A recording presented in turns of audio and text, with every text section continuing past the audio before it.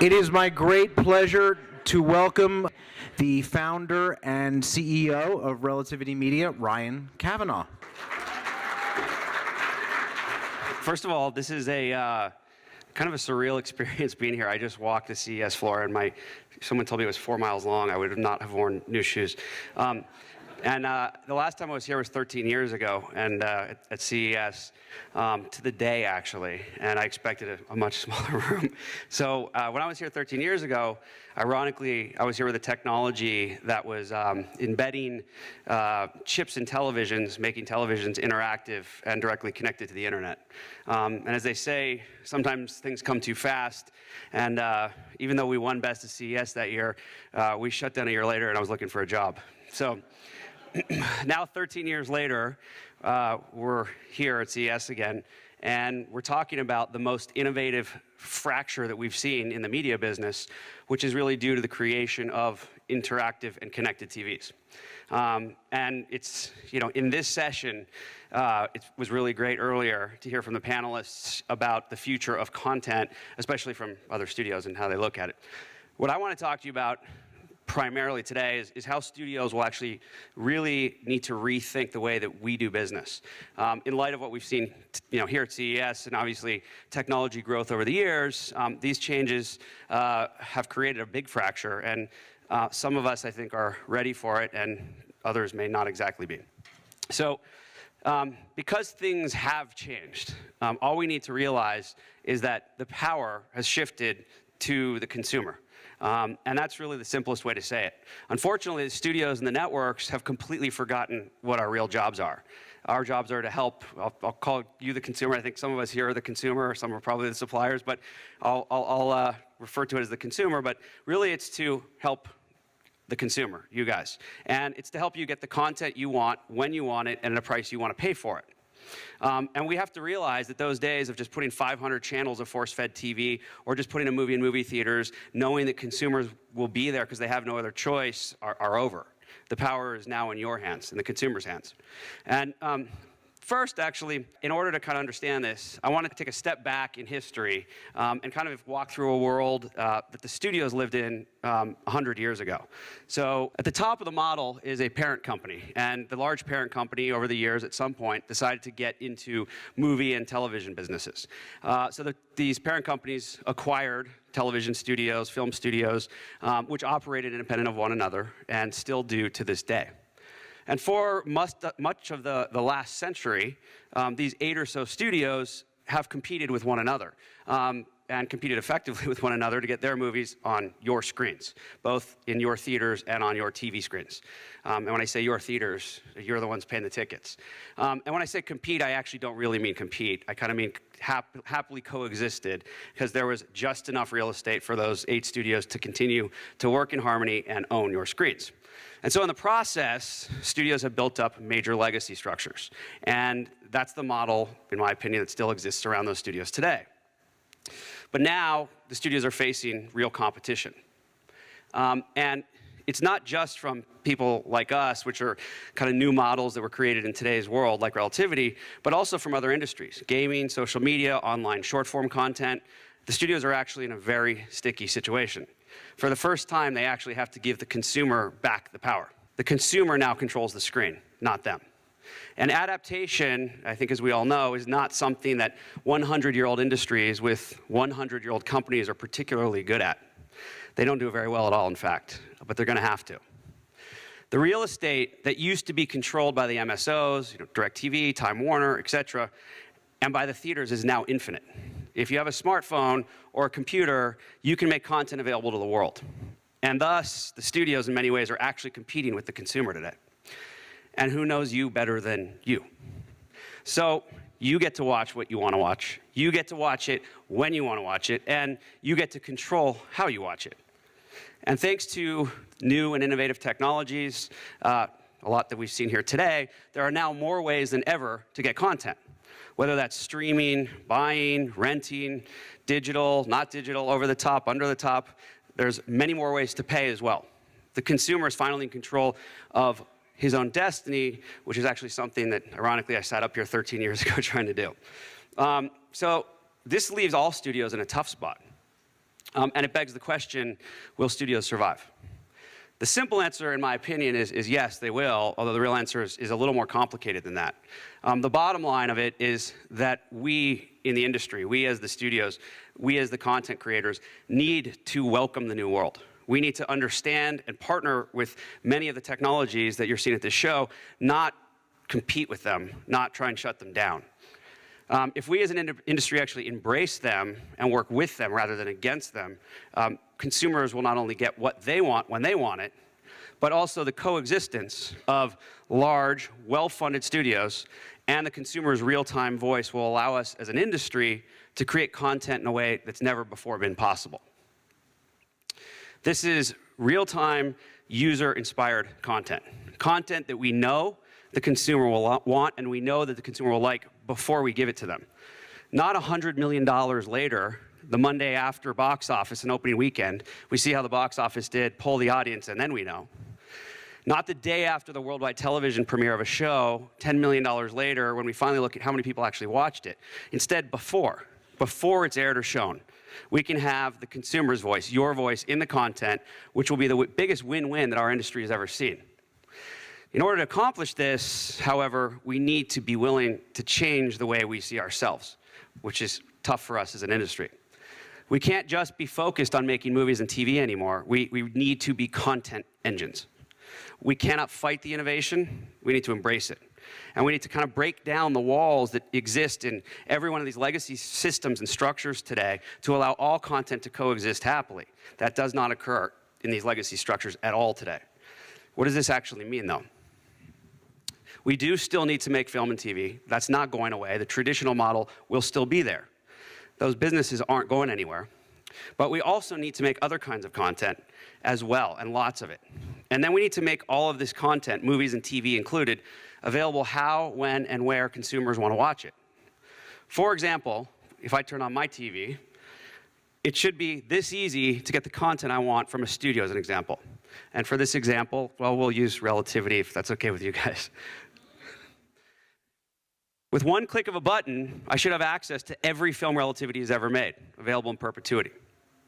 I should be able to watch all of our shows after they've aired on TV, as well as pilots that haven't made it into TV yet, including the 50 pilots we've already shot.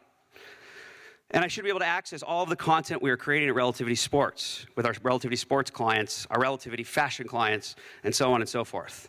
And even through our new partnership with Major League Gaming. Going back actually to sports for a minute, we already have 11 series in production, all built around 400 pro athletes. Well, we will be the only studio programming original sports content other than what you watch today as games. And we've also begun creating short-form content that comes from user-generated requests. Turning back to gaming, we have a partnership with Major League Gaming, the fastest-growing league in the world. It has 54 million hours of online video watched in 2013, which is 3 times more than last year's March Madness.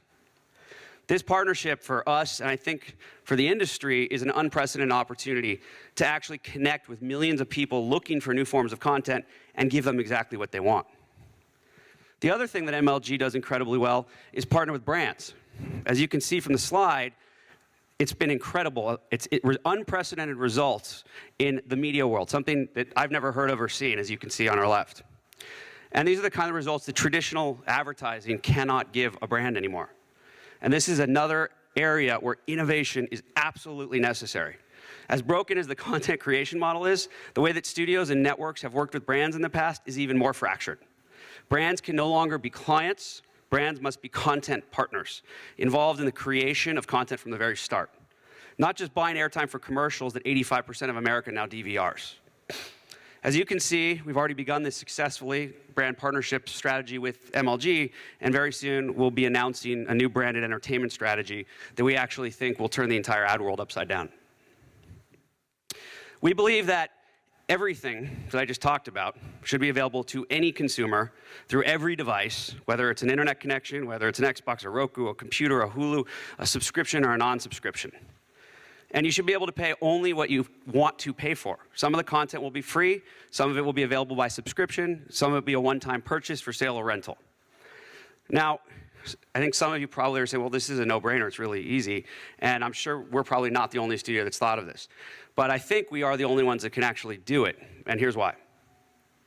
So the traditional studios, the ones that were built under the old model, are paralyzed by the legacy structures they've built up over the last 100 years. They don't have the agility to fundamentally restructure the entire basis of their businesses that we actually need to do in order to actually make that a reality. To have film, television, sports, gaming, all content completely open and working together. And even if they did, many of the studios are locked in these ancient licensing deals with pay TV providers and such that actually make it impossible for them to enter into the digital world this way. It's hard enough to get a big ship moving forward in one direction, but it's even harder to get that ship to stop, turn around, go forward in a whole new direction. We all saw how well that worked out for the Titanic. But Relativity, I obviously believe, I'm a little bit biased, is a little bit different, in part because we launched in 2004, in the middle of the digital age. And we have 3 significant advantages because of that. First, we have, and will continue to partner with new distribution technologies. We're not locked into those ancient deals. Next, we want our content to be available everywhere as soon as possible, and that's built into the fundamental basis of our strategy. Finally, we have the various business units and partnerships in place right now that actually allow us to produce all of the content that this proposition requires, from film to television to sports to fashion to gaming and more. In fact, part of the very reason that we're here as a company at CES is because we're actually talking to and negotiating with some of the world's leading tech companies about turning our vision for what we now call the My Platform into a reality. And we're committed to making this happen very soon. But while we're incredibly excited about this idea, we also realize that it's just a step in part of a much longer evolution and adaptation. You see, every time a new technology has come out in our industry, anything like what we're seeing today, we've had to adapt. And the irony is that every time a new technology does come out, the studios fight it with all vigor, and yet it's been the biggest growth driver for them each time they fight it. The DVD, for example, was originally called by the studios the studio killer. And they fought as hard as they could to stop DVDs. And it turned out to be the single biggest growth by multiples that the industry had ever seen. When Netflix was first introduced, and it was just a DVD mail order and company, and we signed a very large deal with them, created something called the SVOD window, or VOD window. The large studios, meanwhile, and prior to, resisted Netflix, again, with all vigor. And I know today that seems silly, but this was just a few years ago. And in fact, there were specific mandates within studios that they would not work with Netflix. They could not provide any content from the top down to Netflix. And yet, if you look back, you can find quotes from, and I'm not going to name names, but CEOs and chairmen of large media companies called Netflix a joke, a flash in the pan, no competition, not worried about it. Today, Netflix is a $21 billion company. So innovation, it's such an easy principle, adapt or die, but our industry has always been scared of it. Even though history shows that every major evolution in our business, despite those fears, leads to exponential growth, our industry is scared of it. So the key is to embrace disruption, change early, don't react to it decades later. And so while it may be tempting to take baby steps, at Relativity, we've never been so good at that. So we're taking giant leaps. So I look forward to talking a little bit more about this with Andy. I do feel it's apropos to leave you guys with my favorite quote by a very smart man who wasn't scared to take on large established institutions. First they ignore you, then they laugh at you, then they fight you, and then you win. Thank you, ladies and gentlemen. How close are we to seeing this in action? Or is this something we're going to see from Relativity in 2014? It's a tough question to answer only because, as we know, particularly when you're dealing with technology, it's not always predictable and it doesn't always go on schedule. Our goal is to have it out in 2014. The reason I'm hesitant is, we are a partial tech company, but a lot of the components are relying on outside forces. So our goal is to have this launched and out in 2014. And in terms of this thing that you're doing, does Relativity become the brand for consumers? Because with all due respect to some great movies and TV shows, they may not necessarily be familiar with the brand behind it. Yeah, the brand actually isn't the important part. Actually, the brand behind it is going to be other brands. The way we look at it is, as the industry changes and brands that need to be that are known to either known by or need to be known by the consumer will actually be the brands that are driving it. Relativity as a name is not key. That's why right now we're referring to it as the My Everything platform. It's Relativity is the content engine that will supply content and hopefully, you know, cross-spectrum, cross-platform, long form, short form. But the actual brands that will be behind it will be very well-known, established brands kind of outside of the media business.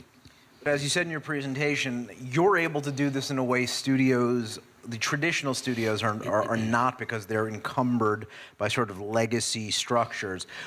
Can you give a specific example for those who might not be familiar with, you know, what is a way that you're able to act in a way that a traditional studio cannot, because you're not so encumbered? Sure. I mean, I can give a lot, but I can give one that's just a very straightforward, simple. So the studios, many of you probably know, and there might be studio people here. Oh, come on, we're all friends. But yeah, you haven't been in Hollywood for 10 years. They're all friends.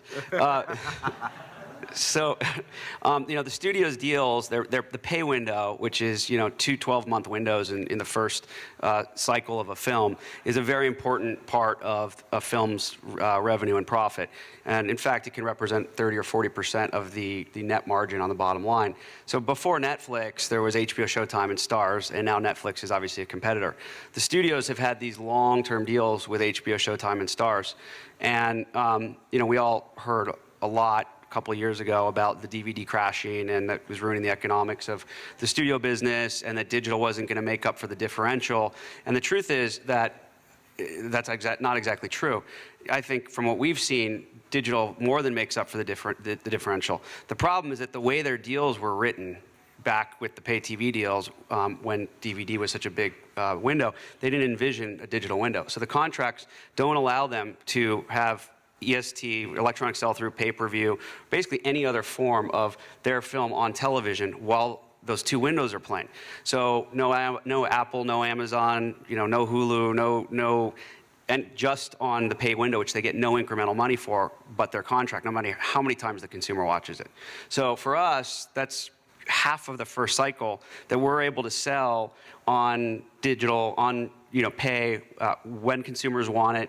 And I mean, if you go on iTunes, you'll never see one of our movies disappear off iTunes. You'll see every other studio's on and off all the time. And that changes the entire economics, meaning they can't go put it on another platform. One more question from me before I ask a colleague to cull from social media for us to get one last question. Are you able, though, I understand why you're not as encumbered as these older studios, but the question is, when you're doing these innovative new deals, are they as rich as the deals that keep the studios from making these new deals? We, as a distribution company and studio, we have the single highest rate card of any studio. So we actually get paid more than the studios do for the same window. Not a bad arrangement. Okay. Brian, can I take a look at what we've got from social media? And this one will be a good one because we've got an associated video. You mentioned in your speech short form, user-generated content. How would that work? I mean, because we're thinking of you guys as more traditional film and television. So what shape does that take for Relativity? I think we brought a bunch of videos. Do we have I don't know if that got set up. Do we have the Relativity Vengeables video by any chance available, guys? Yeah. Anyone in the back? We do? Let's run it and then comment. So well, let me just give a little background on this. We come prepared with lots of videos for questions. It's easier for them to answer than me. So this is actually just an example of, clearly, it's short form. We did it last week, and it was just something we did for fun that if I was the consumer at Relativity and I said, oh, I want to have, in this case, it's our athletes, you know, these athletes, you know, star in a program, and this is what I want the program to be about. Now, this is just a 30-second or 45, maybe a minute, fun video about Relativity, which obviously for me is personal. But imagine if you had 4 million consumers or 5 million consumers able to interact and say, you know, I love these sports stars. I'd love to see them in this show, or I like this idea, or we can put pilots on the air and say, here's 50 pilots. Let everybody comment, and when we get enough comment and information, we'll actually create a show around it. So this is something that we did for almost no money, shot shot in a day and just shows you where we were sitting around for fun and said, let's just do this. So this is one consumer's generated short form, but imagine what it would be if you had millions. Let's take a look. My demands are simple. I don't demand money. I demand the lives of everyone living on the earth.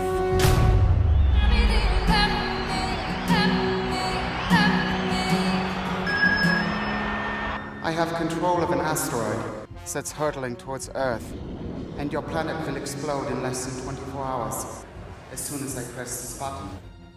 Oops, I pressed it. Good luck. Mr. President, what are your orders? There's only one team of special ops that can save us now. Give me those relativity, the relativity venture. Just give me those relativity guys.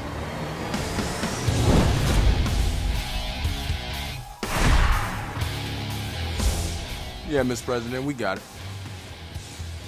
All right, boys, time to put on your big boy pants. Let's move out. Let's hurry up and save the world. I got 2 bad Brazilians waiting on me in my chateau in Ibiza.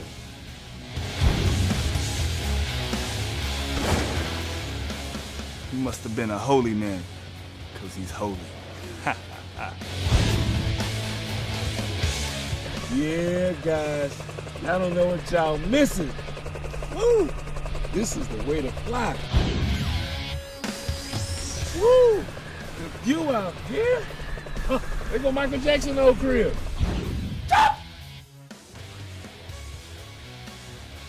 You came to the wrong dojo. Die, relativity vengeance. Relativity vengeance. Relativity vengeance.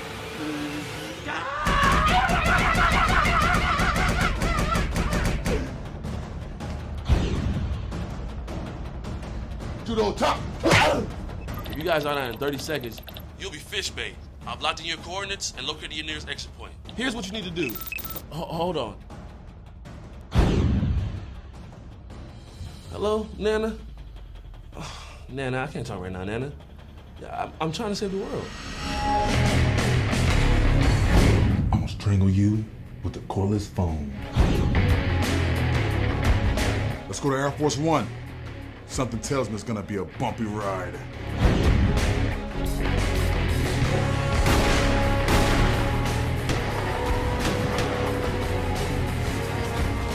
You're doing it, man.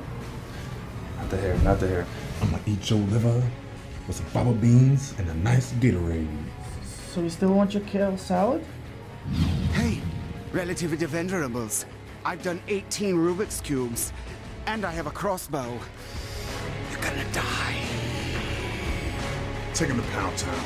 Control, Alt, Delete. Damn those Relativity Venerables!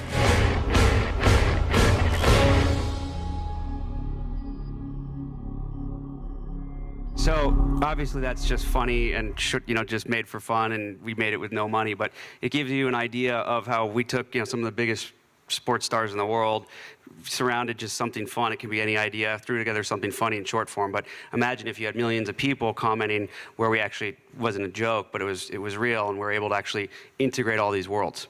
And that was made by our TV department using our sports stars and produced by our film guys. Synergy in action. Ryan, thank you very much for coming today. Thank you.